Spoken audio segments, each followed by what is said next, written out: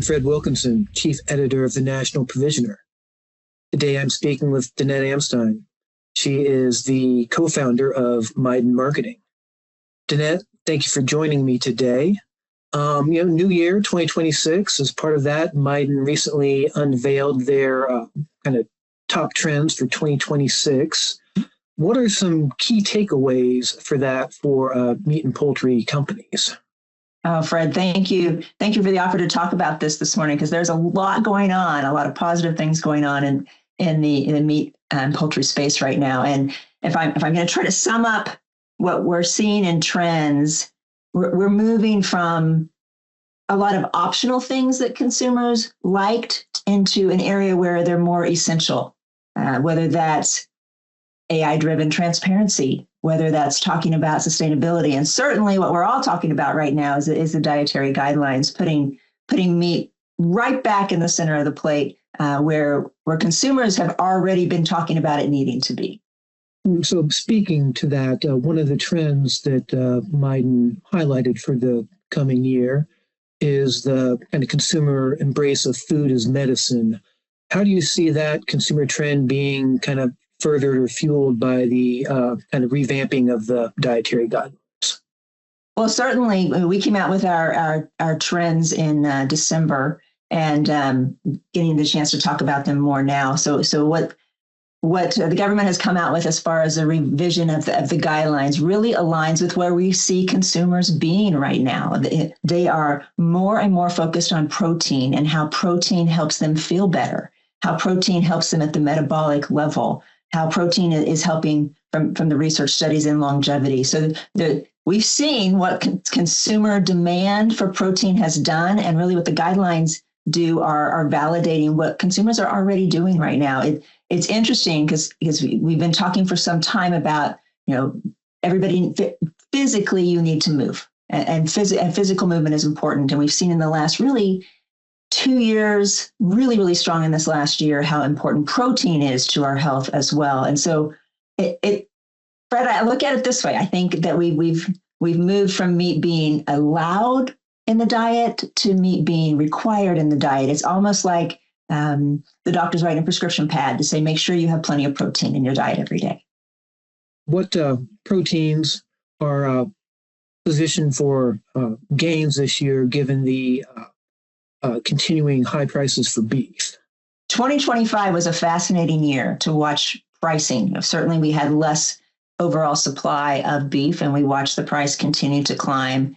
And we watched consumers hang in there with that price increase. Part of that is because beef has been king of the plate, king of flavor, and consumers really enjoy it. But we're also at a point where prices are getting pretty high. And so what we're seeing is some trade-offs. We're seeing some focus on how do I get the taste that I love in beef, but also how do I feed my family and keep protein levels where I want them to be.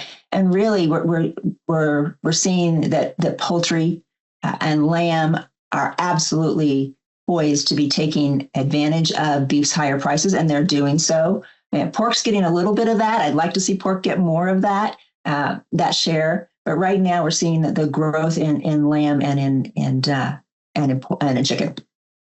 In what ways can meat and poultry marketers offer solutions to consumers who are seeking an affordable indulgence when they eat? Yeah, we've been using the word affordable indulgence for a while now, because it really is.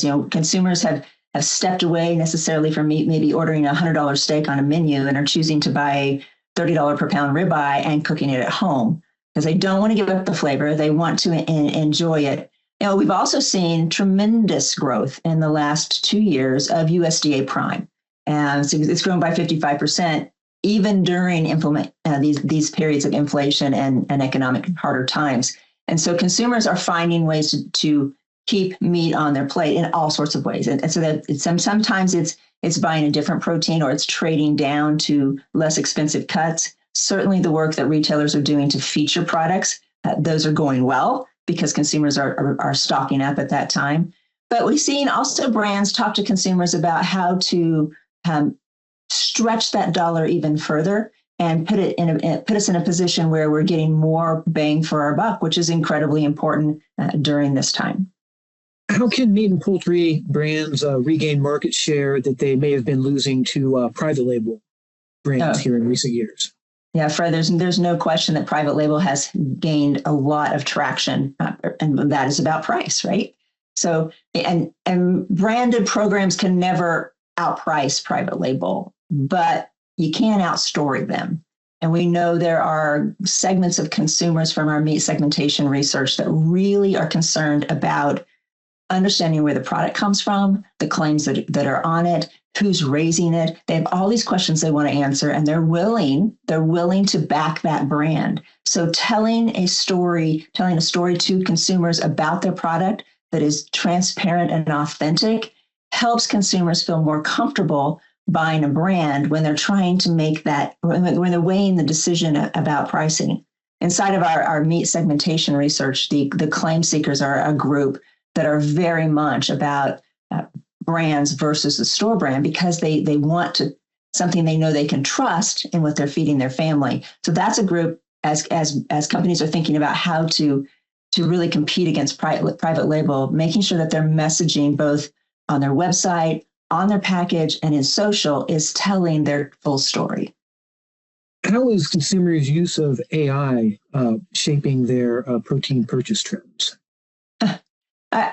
Fred, I was thinking about this morning because I've been around, been in the industry long enough, Michael and I have, that we've been involved in a lot of research. And earlier in my career, one of the things that we were involved in was showing the importance of having someone at the meat case for the consumer to talk to, and how that impacted sales in such a positive way.